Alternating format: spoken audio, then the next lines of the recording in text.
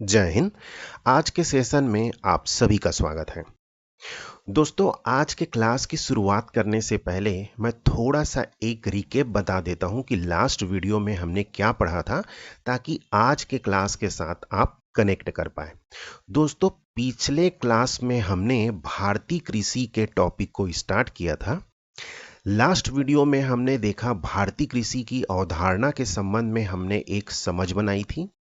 उसके पश्चात हमने कृषि का वर्गीकरण देखा था उद्देश्य के आधार पर। फिर हमने आगे बढ़ा और आगे बढ़ करके हमने फसलों का वर्गीकरण देखा, कैसे फसलों का वर्गीकरण था। क्रॉपिंग पैटर्न के बारे में हमने जाना था और इसकी एक मजबूत समझ बना करके फिर हमने आगे बढ़कर सिंचाई के टॉपिक को स्टार्ट किया था। तो चलिए सिंचाई की टॉपिक को स्टार्ट करें हम आज और देखें सिंचाई के प्रकारों के बारे में। पहले हम जानने की कोशिश करेंगे कि आखिर सिंचाई किसे कहते हैं। दोस्तों, सिंचाई कृषि साधनों द्वारा खेतों को जल उपलब्ध कराना सिंचाई कहलाता है। यहाँ तक हमने देख लिया था। सिंचाई के प्रकारों में परंपरागत सिंचाई, दूसरा नवीन प्रौद्योगिकी, नहर, कुएं, तालाबों और बोरवेल के माध्यम से सिंचाई, और दूसरी ओर है टपक विधि जिसे ड्रिप इरिगेशन कहते हैं, है ना। दूसरा फर्टिगेशन, उर्वरीकरण के माध्यम से सिंचाई, और तीसरा है फव्वारा। तो चलिए एक एक करके जानते हैं आखिर ये विधियां होती क्या है। पहला है ड्रिप सिंचाई यानी कि टपक विधि। इसमें क्या होता है, इसमें जल प्रवाह पाइप के द्वारा सिंचाई की जाती है। पाइप में छोटे छोटे छिद्र होते हैं जिनके द्वारा बूंद बूंद कर पानी पौधों की जड़ों के पास पहुंचाया जाता है और पानी टपकता रहता है। मुख्य रूप से इसमें साग सब्जियों, फूलों, फलदार पेड़ों के लिए सिंचाई के लिए ही इसका उपयोग किया जाता है। जैसे इस चित्र के माध्यम से आप देखिए कि कैसे इसमें एक पाइप लगा दी जाती है जिसमें पानी का प्रवाह होता रहता है, और ये मुख्य रूप से फल सब्जियों की सिंचाई में ही इसका उपयोग किया जाता है। हम धान और गेहूं के लिए इसका उपयोग तो कर ही नहीं सकते दोस्तों, क्योंकि इसमें बूंद बूंद के माध्यम से सिंचाई होती है। और ये देखिए ऐसे पाइपों का जाल बिछा दिया जाता है, और ये समझिए कि हो सकता है ये गोभी का पेड़ पौधा हो, है ना, पत्ता गोभी का हो, क्योंकि साग सब्जियों के संबंध में इसका बेहतर यूटिलाइजेशन किया जा सकता है। तो ये होता है टपक विधि मानी के ड्रीप सिंचाई, ड्रिप इरिगेशन। इसका लाभ होता है दोस्तों कि पानी का खपत बहुत कम होता है, खरपतवार कम होते हैं, बिल्कुल सही। लवण सांद्रता कम होती है। हमने देखा कि कैसे क्या होता है, अत्यधिक मात्रा में सिंचाई के कारण भूमि क्या होते हैं, लवड़ी हो जाते हैं। तो ये क्या होता है, लवण की सांद्रता भी इसमें कम होती है। मृदा में नमी बरकरार रहती है और मृदा का क्षरण भी कम होता है। मृदा का क्षरण इसलिए कम होगा क्योंकि इसमें पानी का प्रवाह तो है ही नहीं, है ना, टपक विधि के माध्यम से। तो ये इसके प्रमुख कुछ लाभ हैं। हम आगे बढ़ते हैं और इसके हम हानि के बारे में देखते हैं। सबसे बड़ी इसकी हानि होती है इस विधि को अपनाने की कि इसकी आरंभिक लागत क्या होती है, बहुत ज़्यादा होती है। इसलिए बड़े बड़े किसान ही इस विधि को अपना पाते हैं, नॉर्मल छोटे किसान इसे नहीं अपना पाते हैं। दूसरी एक विधि होती है फर्टिगेशन जिसे हम कहते हैं। वो क्या होती है, ड्रीप सिंचाई के साथ साथ उर्वरीकरण। मतलब जब ड्रीप सिंचाई वाले जल में उर्वरकों को भी पौधों तक पहुंचाना ही क्या कहलाता है, फर्टिगेशन कहलाता है। यानी कि हम उसमें उर्वरक मिला देते हैं तो हमें अलग से उर्वरक डालने की ज़रूरत नहीं पड़ती, उस पानी के साथ ही मिला दिया। तो यह कहलाता है फर्टिगेशन। मतलब सीधी सी बात है कि आपने क्या किया, उसमें फर्टिलाइज़र को मिला दिया, तो ये हो गई आपका फर्टिगेशन। फिर आता है फव्वारा विधि या स्प्रिंकलर विधि। इसमें क्या है, ये भी एक नई प्रौद्योगिकी है। ये मुख्य रूप से क्या है, इजराइल जैसे देशों ने किया, इसका आविष्कार किया, इसको, है ना, इसको अडॉप्ट किया और उसके बाद ये पूरे विश्व में फैलने लगे। इस सिंचाई में पानी को छिड़काव के रूप में किया जाता है, जिससे पानी पौधों पर बारिश की बूंदों की तरह पड़ता है। इसमें पानी की बचत और उत्पादकता के हिसाब से स्प्रिंकलर विधि ज़्यादा उपयोगी मानी जाती है। और यह किसके लिए उपयोगी है? चना, सरसों और दलहनी फसलों के लिए बहुत ही उपयोगी होती है। मतलब ये समझिए कि एक कृत्रिम वर्षा की जा रही है इसके माध्यम से। तो वर्षा की रूपों में जब सिंचाई होता है तो यह न केवल जड़ बल्कि उनके पत्तियों या पूरे पूरे पौधों को प्राप्त होता है। तो यह विधि क्या होती है? बहुत ही ज़्यादा कारगर है। और यह मुख्य रूप से चना, सरसों और दलहनी फसलों के लिए क्या होती है? उपयोगी होती है। चलिए इसके लाभ के बारे में हम कुछ जान लेते हैं। देखिए, इसमें जल का प्रबंधन विशेष रूप से होता है, बिल्कुल सही है। जितनी ज़रूरत होगी उतने देर तक क्या करेंगे? हम सिंचाई करेंगे। पौधों द्वारा जल ग्रहण क्षमता अधिक होती है, बिल्कुल सही है। ऊंची नीची और ढलान वाले स्थानों पर इसका आसानी से उपयोग किया जा सकता है। कीटनाशकों का भी बेहतर उपयोग होता है। मतलब हम जल में क्या करेंगे? फर्टिलाइज़र्स डाल देंगे तो वो क्या होगा? सीधे सीधे पानी के माध्यम से फर्टिलाइज़र का भी उपयोग हो जाएगा। दोनों की पिछले की तरह इसकी भी उच्च लागत क्षमता बहुत होती है। उच्च आरंभिक जो लागत है वो ज़्यादा होती है, क्योंकि ये मशीनों का इसमें उपयोग होता है, इस कारण इसकी लागत क्या होती है? अधिक होती है।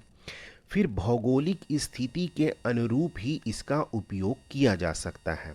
मतलब ऐसे कुछ क्षेत्र होंगे जैसे कि मैदानी इलाकों में तो इसका आसानी से उपयोग हो जाएगा, है ना? लेकिन क्या है कि पहाड़ी क्षेत्रों में या दुर्गम क्षेत्रों में क्या होता है? इसका उपयोग आसानी से नहीं हो पाता है। तो ये हो गई इसकी कुछ हानि हो गई। जैसे कि ये आप देखिए कैसे इसका कृत्रिम वर्षा की तरह हम इसको उपयोग में ला रहे हैं। और ये जो सब्जियों के संदर्भ में या दलहनी फसलों के संदर्भ में ये आसानी से उपयोग किया जाता है। इसमें एक पाइप लगा होता है और एक मोटर के माध्यम से प्रेशर के द्वारा क्या करते हैं? पानी का छिड़काव करते हैं। यहाँ नोजल लगा दिए रहते हैं जिसके माध्यम से वर्षा की बूंदों की तरह पानी यहाँ से निकलता है। तो ये आपने देख लिया स्प्रिंकलर। दूसरा, जब हम कृषि की बात करते हैं दोस्तों, तो प्रमुख रूप से धान में लगने वाले प्रमुख रोगों के बारे में अक्सर एग्जाम में पूछ लिया जाता है। तो ये धान से संबंधित रोगों को हम एक बार देखते हैं। तो यह मुख्य रूप से 3 प्रकार के होते हैं: कवक से होने वाले रोग, जीवाणु से होने वाले रोग और विषाणु से होने वाले रोग। सीधे सीधे इसे आपको याद कर लेना है, क्योंकि इससे सीधे रोग से पूछे जाएंगे कवक संबंधित है कि जीवाणु संबंधित है कि विषाणु संबंधित है। तो ये कुछ नामों को आपको थोड़ा सा 2-3 बार याद करके इसको याद रखना होगा। जैसे परध्वंस, झुलसा या इसे ब्लास्ट के नाम से जानते हैं। कवक से होने वाले रोगों में भूरा धब्बा यानी कि ब्राउन स्पॉट है। आच्छद अंगमारी, तना विगलन यानी तना से संबंधित है, जैसे देख लिया। उदबत्ता रोग कहलाता है। आभासी कंड कंडुआ रोग, ये सीधे सीधे क्या होते हैं? दाने में लगते हैं। आच्छद विगलन रोग, तो इनको आप 3-4 बार याद कर लेंगे तो ये कवक से होने वाले रोगों की आपको जानकारी हो जाएगी। दूसरा होगा जीवाणु से होने वाले रोग, तो जीवाणु झुलसा। देखिए, झुलसा वर्ड जब देगा तो वो किससे होगा? कवक से संबंधित। लेकिन जीवाणु झुलसा तो देगा नहीं, क्योंकि जीवाणु का नाम पहले ही लिखा जा चुका है, तो इसको तो देने की संभावना कम होती है। पर्ण अंगमारी, इसको पूछा जा सकता है, ये पत्तियों से संबंधित है सीधे सीधे। पर्ण मतलब पत्ती, तो ये किससे है? जीवाणु से संबंधित है। विषाणु से होने वाले रोग, वायरस से होने वाले रोग, इसके पूछे जाने की संभावना बढ़ जाती है, क्योंकि ये नाम थोड़े अलग से प्रतीत हो रहे हैं, जैसे टुंगरू और दूसरा है घासी रोग। तो ये क्या है? विषाणु से होने वाले रोग है। तो इसको एक बार आप विशेष रूप से याद कर लीजिएगा, क्योंकि इसमें 2 ही नाम हैं और दोनों कुछ विशेष प्रकार के नाम लग रहे हैं। तो ये हैं धान में लगने वाले प्रमुख रोग, तो इसे आप विशेष रूप से एग्ज़ाम के पॉइंट ऑफ व्यू से तैयार करिएगा। कुछ ऐसे रोग हैं जो क्या होते हैं, तीनों से अलग हैं। जैसे कि खैरा रोग जस्ते की कमी के कारण होता है, और दूसरा है सफ़ेदा रोग, लौह तत्व की कमी के कारण होते हैं। तो ये दोनों विशेष रूप से आपको तैयार करने हैं। तो हमने देख लिया अब धान में लगने वाले प्रमुख रोगों के बारे में। अब देखते हैं हम भारतीय कृषि की क्या प्रमुख समस्याएं हैं जिसके कारण भारतीय कृषि में ज़्यादा उत्पादकता प्राप्त नहीं हो रही या रोजगार प्राप्त नहीं हो रहे। तो इन समस्याओं के बारे में भी हमें जानना बहुत ज़रूरी है, क्योंकि सीधे सीधे ऑप्शन में दे दिए जाते हैं कि इनमें से कौन सी प्रमुख भारतीय समस्याएं हैं। तो आप नाम को याद रख लीजिए, बाकी डिस्क्रिप्शन तो आपको पता ही होगा, क्योंकि बहुत छोटे छोटे और बहुत इजी नाम है। जैसे कि मानसून पर निर्भरता, बिल्कुल हमारी जो कृषि है भारतीय कृषि वो मुख्य रूप से क्या है, मानसून पर निर्भर है। मानसून थोड़ा सा गड़बड़ाया तो हमारी भारतीय कृषि में इसका क्या होता है, दुष्प्रभाव देखने को मिलता है। निम्न उत्पादकता, बिल्कुल सही, हमारे यहाँ की जो कृषि है उनमें क्या होती है, उत्पादकता थोड़ी कम होती है। भूमि सुधारों की कमी, हमारे यहाँ की भूमि की क्या है, इसमें भी सुधार कम हुए हैं, है ना।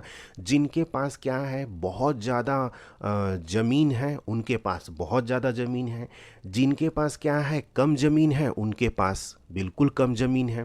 तो भूमि सुधार हमारे यहाँ हो ही नहीं पाया है ना। तो आज़ादी के बाद भूमि सुधार की बात की गई थी, लेकिन भूमि सुधार ने क्या हुआ, बहुत ज़्यादा प्रभाव नहीं कर पाया उन सुधारों ने। तो भूमि सुधारों की भी हमारे यहाँ कमी पाई जाती है। छोटे और विखंडित जोत, ये भी भूमि सुधारों की एक प्रमुख समस्या है कि हमारे जो किसान हैं, मुख्यतः सीमांत किसानों की संख्या हमारे यहाँ ज़्यादा है, और उनके यहाँ क्या है, जो जोत हैं वो क्या है, छोटे छोटे हैं, ऐसे छोटे छोटे हैं। यही क्या रहता, एक बड़े चक में क्या होता, उपस्थित रहता, तो यहाँ पे न केवल उत्पादकता बढ़ती और मशीनों का भी आसानी से उपयोग किया जा सकता था। तो ये भी एक प्रमुख समस्या है। दूसरा है वाणिज्यीकरण का अभाव। हमारे यहाँ कृषि का क्या हुआ है, वाणिज्यीकरण हो ही नहीं पाया है या बहुत कम मात्रा में हुआ है। प्रमुख रूप से ऐसे किसान हैं जो मुख्यतः अपने लिए धान उत्पादित करते हैं और बहुत कम मात्रा में वो धान को बाजारों में बेच पाते हैं। न केवल धान को, बल्कि हर कृषि उत्पादों के संबंध में यही समस्या हमें देखने को मिलती है।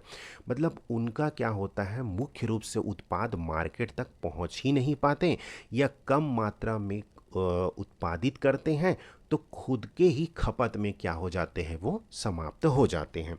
तो एक हिसाब से क्या है, वाणिज्यीकरण की भी समस्या है।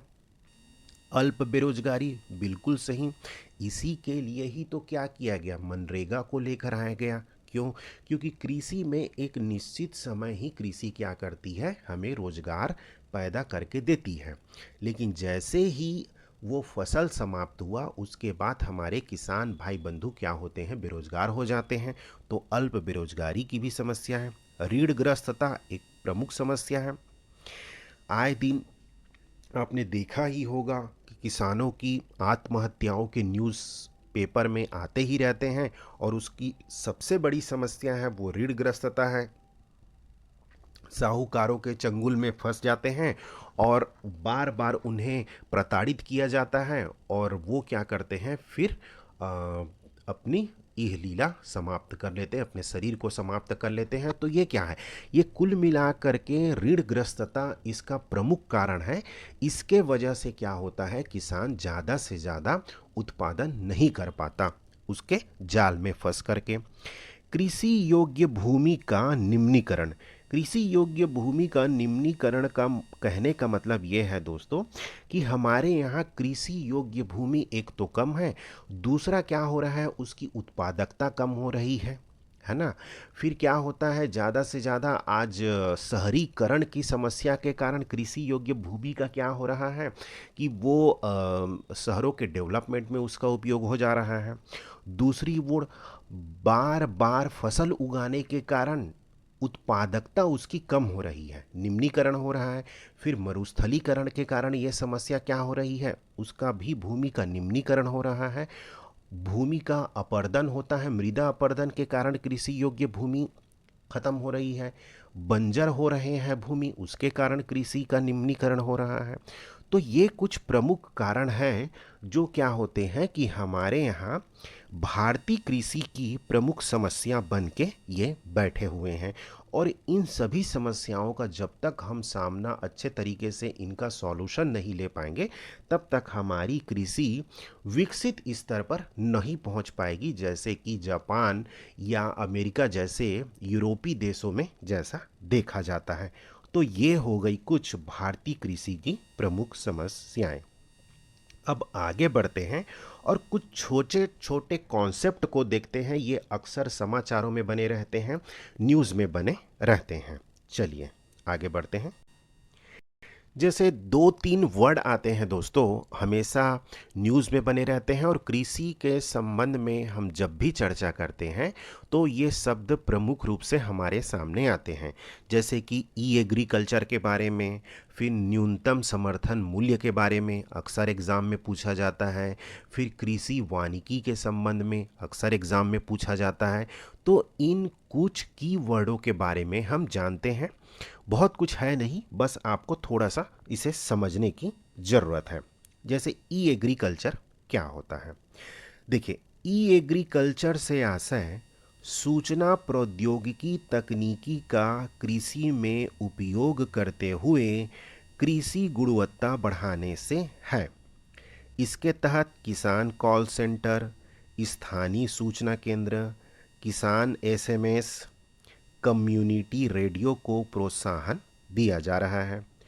2021 से सैटेलाइट आधारित जानकारियों को स्थानीय प्रशासन के सहयोग से एसएमएस आदि के माध्यम से लोगों तक पहुंचाया जा रहा है। जैसे आपने देखा होगा, किसान टीवी आया है ना, किसान चैनल अलग से आ गया। किसान टीवी बोल रहा हूँ, किसान चैनल जो हमारे यहाँ भारत सरकार के द्वारा जो चलाई जाती है, ये क्या है, ये एक हिसाब से कृषि एग्रीकल्चर के ही एग्जाम्पल है, ताकि हमारे किसान भाई बंधु नवीन जो अद्यतन जानकारी है उससे वे क्या रहे, अपडेट रहें। इसके माध्यम से वो क्या करें, नई नई प्रौद्योगिकियों के बारे में जानें, तुरंत उन्हें मौसम से संबंधित सूचना मिल जाए। जैसे कि बारिश के दिनों में जो प्रमुख रूप से जो बीमारियां होती हैं फसलों को, उनके माध्यम से एसएमएस के माध्यम से उन्हें सूचना मिल जाए। किसान कॉल सेंटर बनाया गया, इनके माध्यम से उन्हें जानकारी, त्वरित जानकारी प्राप्त हो जाती है ना। तो ये सभी टेक्नोलॉजी का यूज़ करना ही क्या कहलाता है, ई एग्रीकल्चर कहलाता है। ये कीवर्ड आप समझ गए। दूसरा एक कृषि के संदर्भ में बात की जाती है, वो है न्यूनतम समर्थन मूल्य के बारे में।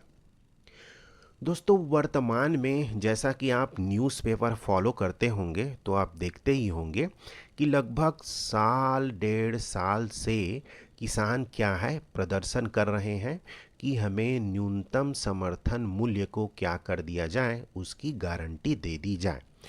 तो आपके एग्ज़ाम के पॉइंट ऑफ व्यू से जो करेंट अफेयर्स में चल रहा है, तो न्यूनतम समर्थन मूल्य के बारे में भी जानना हमें ज़रूरी हो जाता है। तो चलिए इसके संदर्भ में समझते हैं और न्यूनतम समर्थन मूल्य के बारे में जानते हैं। पहले इसका संदर्भ के बारे में जानते हैं कि सरकार द्वारा किसानों को किस दर पर कृषि उपज खरीदी जाए, उसका निर्धारण कृषि लागत एवं मूल्य आयोग यानी कि CACP द्वारा किया जाता है।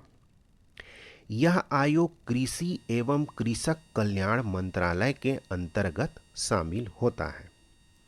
जो कृषि लागत एवं मूल्य आयोग कुछ अनुशंसा करती है कि किस दर पर हमें कृषि उपज को खरीदा जाए, उसकी अंतिम अनुमति देती है आर्थिक मामलों की कैबिनेट समिति।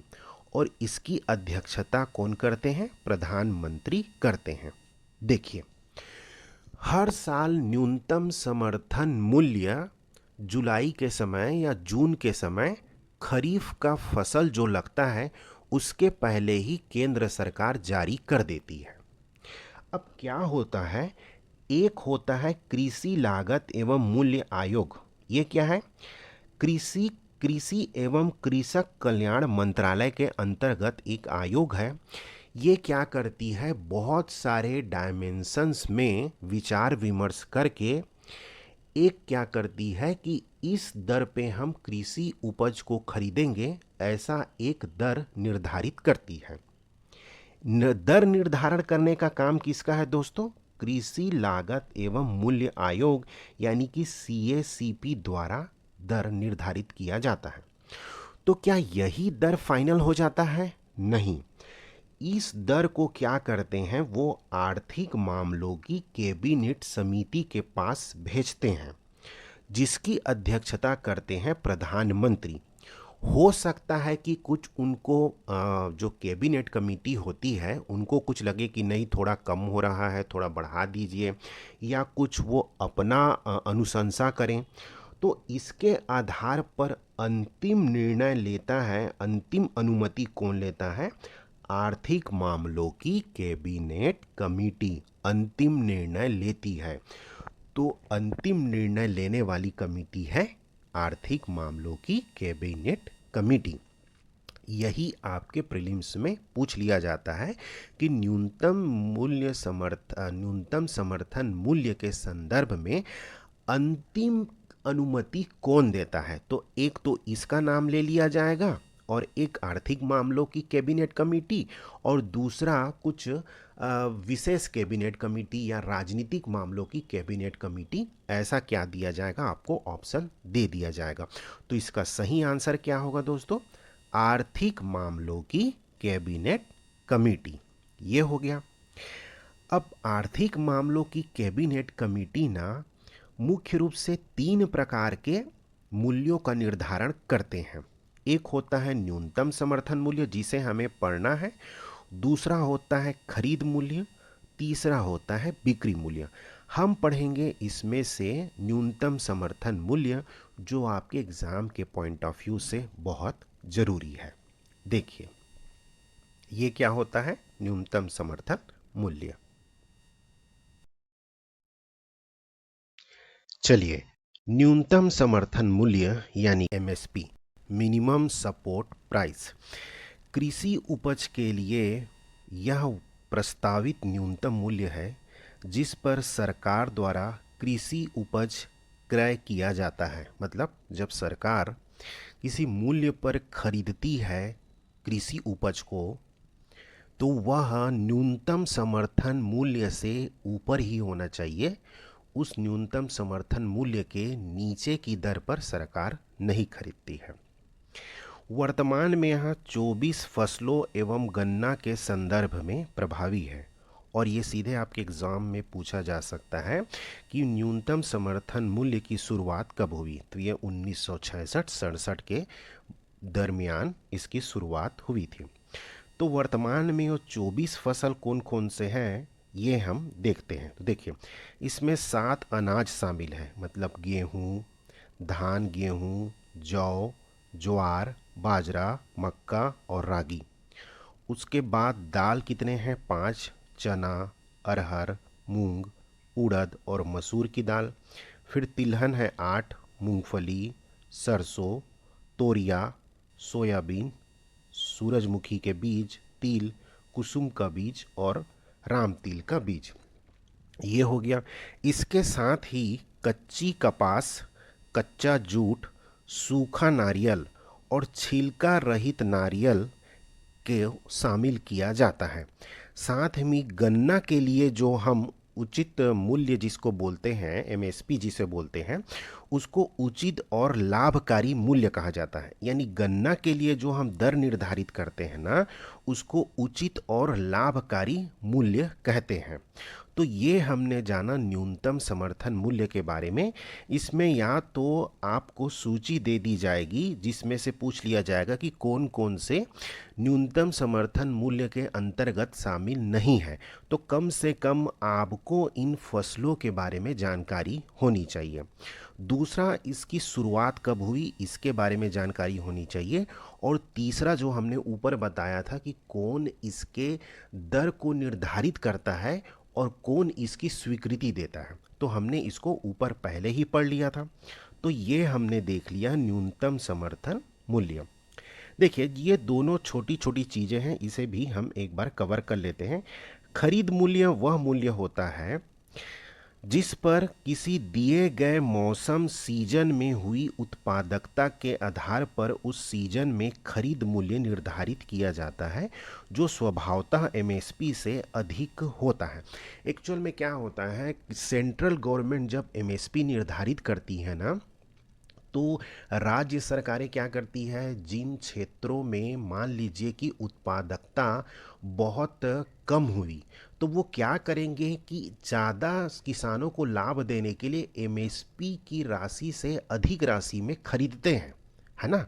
मतलब मान लीजिए कि एमएसपी से सेंट्रल गवर्नमेंट 3,000 ऊपर निर्धारित कर दी, लेकिन पता चला कि उस समय उत्पादकता बहुत ही कम हुई, किसी कारणवश, मान लीजिए सिंचाई नहीं हो पाया और किसी समस्या के कारण, तो किसान तो अब घाटे में ऐसे ही हो गए कि उनका उत्पादन कम हुआ। दूसरी ओर उसी 3,000 की कीमत पे खरीदेगी तो उनको और भी ज़्यादा नुकसान हो जाएगा। तो इस दौरान क्या करती है जो राज्य सरकारें हैं ना, वो खरीद मूल्य की राशि को बढ़ा देते हैं। मतलब 3,000 एमएसपी से उसको हो सकता है 3,200 3,500 कर दे।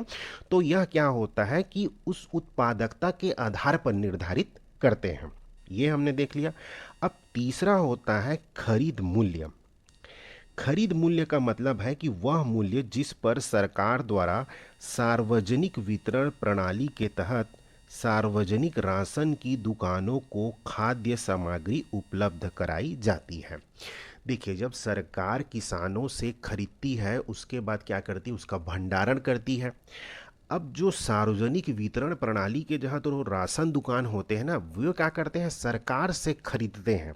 तो सरकार जिस दर पर उसे बेचती है या राशन दुकान वाले जिस दर पर उसे खरीदते हैं ना, वह कहलाती है बिक्री मूल्य।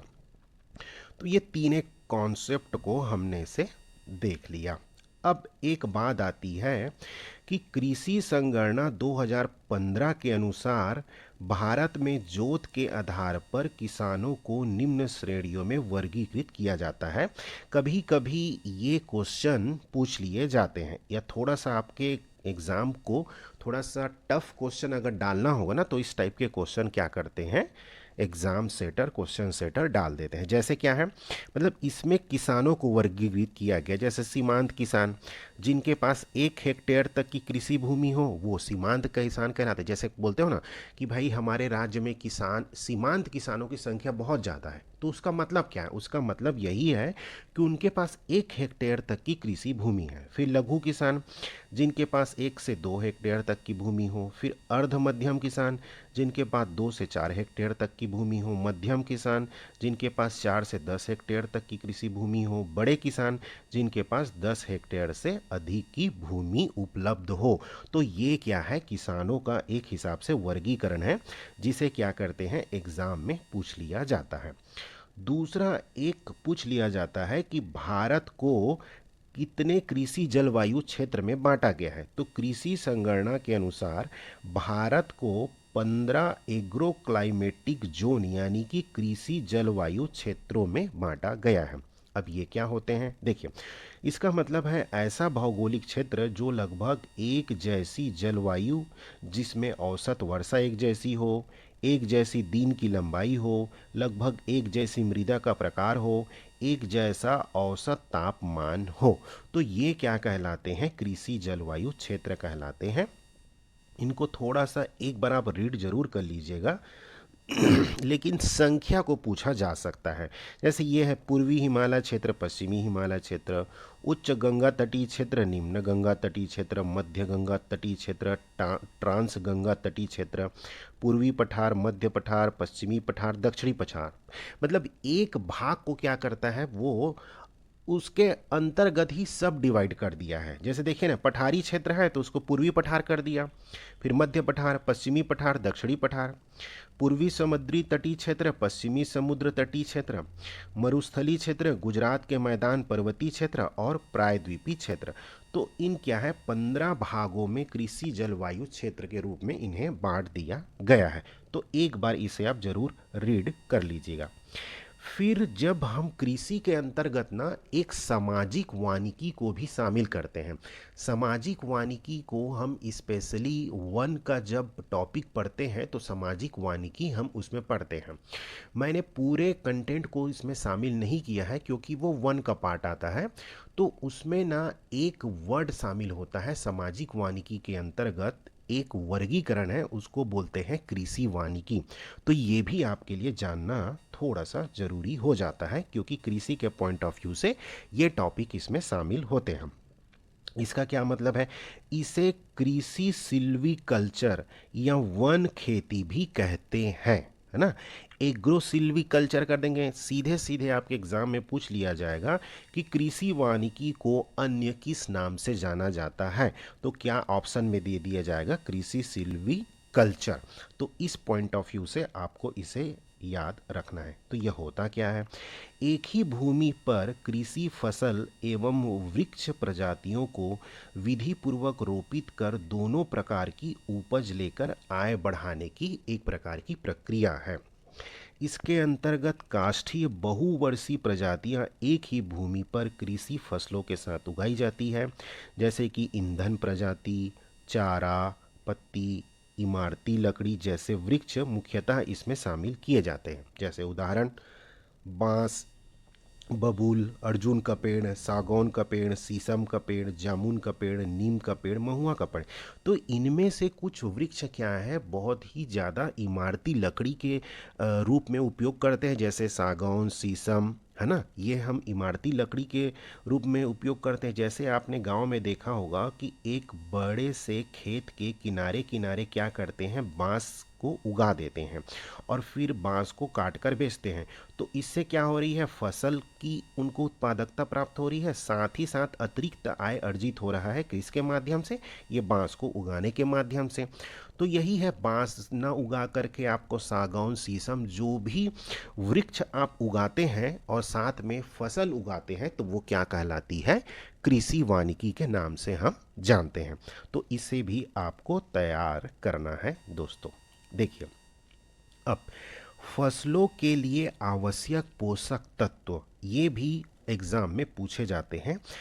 तो इसमें थोड़ा सा बच्चे कंफ्यूज होते हैं कि सर उर्वरक और खाद तो हमें एक ही जैसे लगता है। तो मैं आज आपको एक्सप्लेन करता हूँ जिससे अब आप जिंदगी में इन दोनों के बीच के अंतर को कभी नहीं भूलेंगे। देखिए, वे पदार्थ जिन्हें मिट्टी में पोषक स्तर बनाए रखने के लिए मिलाया जाता है उन्हें खाद कहते हैं एवं उर्वरक कहते हैं। इंग्लिश में मैन्योर कहते हैं और उर्वरक को क्या बोलते हैं, फर्टिलाइजर हम बोलते हैं। तो सर फिर खाद क्या होता है, आप ये समझाइए। देखिए, खाद एक कार्बनिक जैविक पदार्थ है जो कि पौधों एवं जंतु अपशिष्ट से प्राप्त होती है।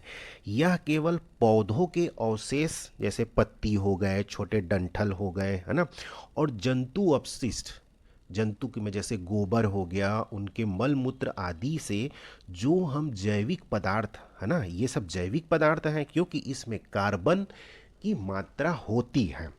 इसका कॉन्सेप्ट को हम कभी समझेंगे, बहुत डिटेल्ड कॉन्सेप्ट है, अभी उस समझने की ज़रूरत आपको नहीं है।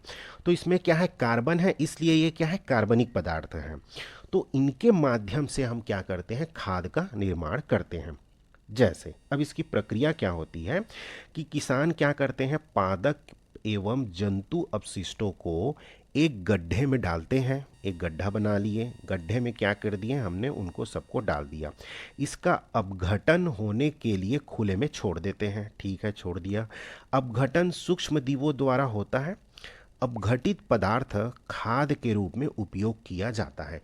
कुछ नहीं कहूँ मैं, सिर्फ एक शब्द कहूँ तो आप इस कॉन्सेप्ट को समझ जाएंगे। वो है शब्द जो गांव में रहते हैं वो अच्छे से जानते होंगे, घुरवा। हम लोग क्या करते हैं, गांव में रहने वाले अक्सर मतलब लगभग लगभग सभी घरों में जो भी हमारे एक खुला जगह होता है उसमें हम क्या करते हैं, हर दिन का जो कचरा होता है उसको हम वहाँ डंप करते हैं। और साल भर बाद जैसे ही गर्मी का सीज़न आता है, गर्मी के सीज़न के बाद हम किसानों से बात करते हैं, वो उसे उठा करके सीधे अपने खेत में डाल देते हैं, मतलब फसल लगाने के पहले। तो ये क्या है, एक हिसाब से खाद ही तो है, हमने घर में बना दिया, हम लोग नॉर्मली उसको घुरवा बोलते हैं। तो वही क्या होता है, खाद की एक प्रक्रिया है जो परंपरागत रूप से आदिकाल से चली आ रही है। बस इसमें जो टर्म अब एक कीवर्ड शामिल हो गया कि अपघटन। अपघटन का मतलब सीधा सीधा होता है दोस्तों, जितने भी जो बैक्टीरिया जो होते हैं ना, वो क्या करते हैं, बड़े बड़े कार्बनिक पदार्थों को छोटे छोटे टुकड़ों में बांटने की प्रक्रिया ही क्या कहलाती है। एक हिसाब से वो खाते हैं इसे और उसके माध्यम से अपने मल के द्वारा उसको निकालते हैं। तो कार्बनिक पदार्थों को वो क्या करते हैं, छोटे छोटे भागों में बांट देते हैं। ठीक है, तो यही समस्त प्रक्रिया एक हिसाब से सिंपल वर्ड में समझे, टेक्निकल नहीं जाएंगे, तो यही प्रक्रिया क्या कहलाती है, अपघटन, जो कि सूक्ष्म जीवों द्वारा होता है। ठीक है, और यही अपघटित जो पदार्थ होता है वो क्या हो जाता है, खाद बन जाता है। चलिए, इसमें क्या होता है, कार्बनिक पदार्थ और ह्यूमस की मात्रा अधिक होती है। ह्यूमस की मात्रा इसलिए अधिक होती है क्योंकि इसमें पौधे शामिल होते हैं। ठीक है, यह मिट्टी की उर्वरता को बढ़ाता है, बिल्कुल। इसमें क्या क्या होते हैं, हरी खाद, मतलब सीधे सीधे आप क्या करिए, पौधों के अवशिष्टों को लेकर के बना लीजिए। खेतों की खाद, मतलब मवेशियों के गोबर के माध्यम से आप खाद बना लीजिए। और कंपोस्ट खाद, जैसे कि वर्मी कंपोस्ट वगैरह हम देखते हैं, क्या करते हैं, वर्मी कंपोस्ट में हम एक बॉक्स बना लेंगे, है ना। इस बॉक्स में क्या करेंगे, हम गोबर को डाल देंगे और उसको क्या करते हैं, इसमें हम छोटे छोटे वर्मी डाल देते हैं, केंचुआ डाल देते हैं। ठीक है, अब ये केंचुआ क्या करता है, 2.5 से 3 महीने तक इसमें प्रक्रिया करता है, मतलब वही अपघटन की प्रक्रिया। और धीरे धीरे इस खाद को गोबर को क्या करता है, वो ना भुरभुरा बना देता है।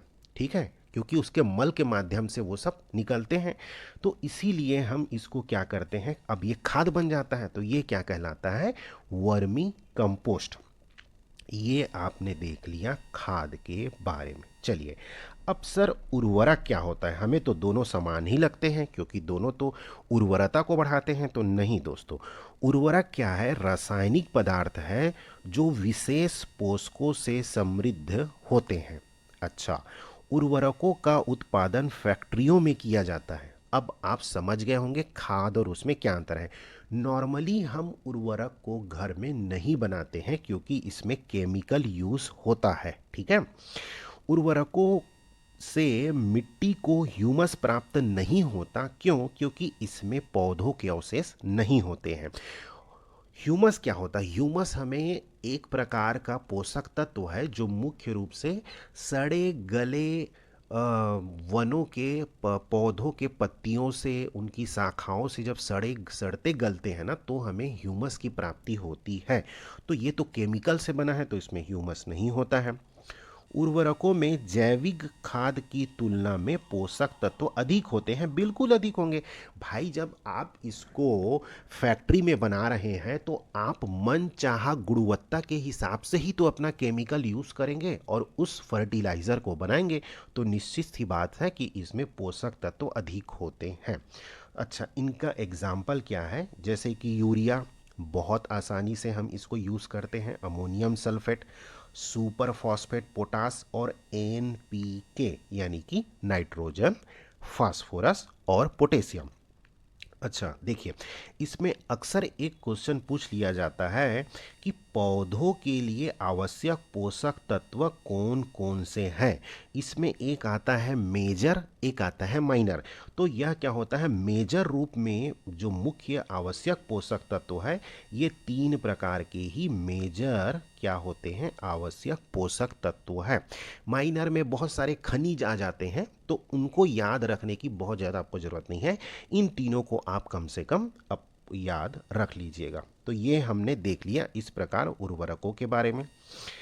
अब जैसे आपके सिलेबस में कहा गया कि भाई हर का ग्रामीण क्षेत्रों में ग्रामीण विकास में महत्व बताइए, लाभ बताइए, तो चलिए हम कृषि का भी एक समग्र दृष्टि से और इसी में हम जोड़ के निकालेंगे कि ग्रामीण क्षेत्रों में इसका क्या महत्व है, क्या लाभ हमें प्राप्त होते हैं। देखिए, सकल घरेलू उत्पाद में योगदान, जीडीपी में योगदान देगा, मतलब सीधे रूप से ये अगर भारत सरकार के, भारत देश के जीडीपी में योगदान है, तो कैसे ग्रामीण क्षेत्र की जीडीपी में योगदान नहीं होगा, बिल्कुल होगा। तो ग्रामीण आय भी इससे बढ़ती है, ये हो गया। रोजगार में योगदान, बिल्कुल, बहुत इसको तो समझाने की ज़रूरत ही नहीं है। निर्यात में योगदान, भाई जो हमारे डेयरी प्रोडक्ट हैं वो क्या है, चैनलाइज फॉर्म में हो करके गांव से निकल के शहर, शहर से निकल के राज्य, राज्य से निकल करके देश, देश से निकल करके सीधा यहाँ हम विदेश, तो हम क्या कर रहे हैं, निर्यात भी तो कर रहे हैं। तो ये क्या है, इसमें भी हमें फ़ायदा हो रहा है। ठीक है। गरीबी न्यूनीकरण में योगदान, अच्छा, गरीबी कम करने में तो ग्रामीण क्षेत्र में इससे बड़ा औजार तो हमारे पास है ही नहीं कृषि क्षेत्र में, तो ये गरीबी को दूर करने में भी मदद करता है। खाद्य और पोषण सुरक्षा, बिल्कुल, जो एक स्थिति थी हमारे देश में, जैसे हमने हरित क्रांति के समय देखा कि कैसे हम खाद्यान्न के लिए विदेशों पर निर्भर रहते थे, आयात करते थे, और सही समय में हमें वो नहीं मिलता था, तो लाखों लाखों लोग भूख के कारण, अकाल के कारण ख़त्म हो जाते थे। तो अब वर्तमान में ऐसी कोई समस्या है ही नहीं हरित क्रांति के बाद। तो कृषि क्या करता है, हमें खाद्य और पोषण सुरक्षा भी प्रदान करता है ना, ये हो गया। ऊर्जा सुरक्षा में योगदान, बिल्कुल, जो हम क्या करते हैं, बायोडीजल बनाते हैं, है ना, तो ये क्या करते हैं, जितने पौधों, जेट्रोफा जो पौधे आते हैं, उनके माध्यम से हम क्या करते हैं, ऊर्जा के संसाधनों को भी हम एक प्रकार से ऊर्जा सुरक्षा में भूमिका है, उसके माध्यम से हम बायोडीजल बनाते हैं, तो ऊर्जा का क्या हम करते हैं, उत्पादन करते हैं।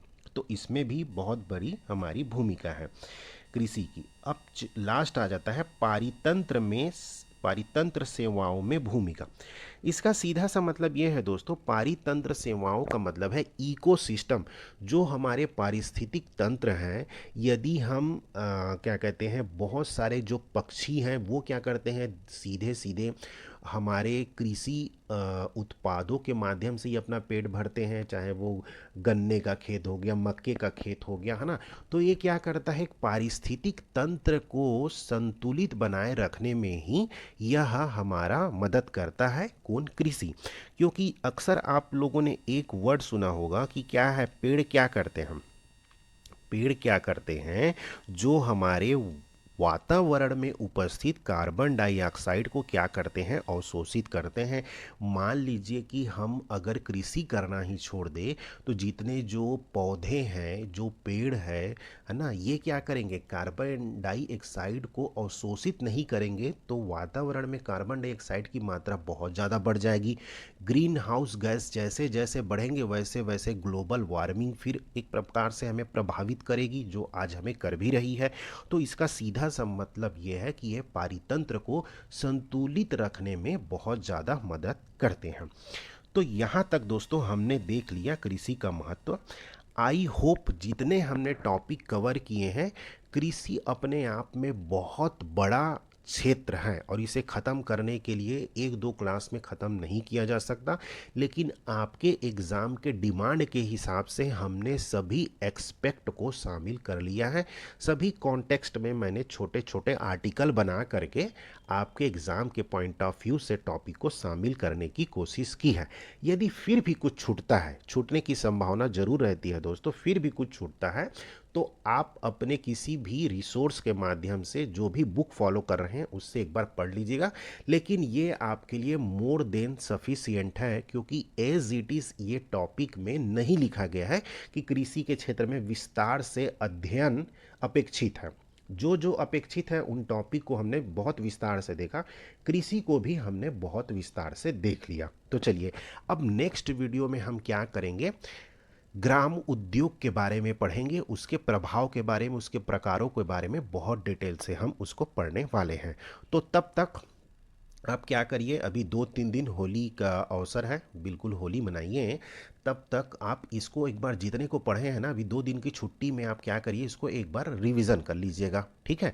फिर हम क्या करेंगे, मंडे से आपके ग्राम उद्योग वाले फिर टॉपिक को अल्टरनेट डेज में अपलोड करना चालू कर देंगे। थैंक यू सो मच दोस्तों, हैप्पी होली इन एडवांस। और ये साल की होली 2025 में आपको एडीओ का एग्ज़ाम क्लियर करवा दे, यही मेरी आपसे आपके उज्जवल भविष्य की कामना है। Thank you so much, next video में मिलते हैं, तब तक के लिए अपना बहुत ख्याल रखें। जय हिंद।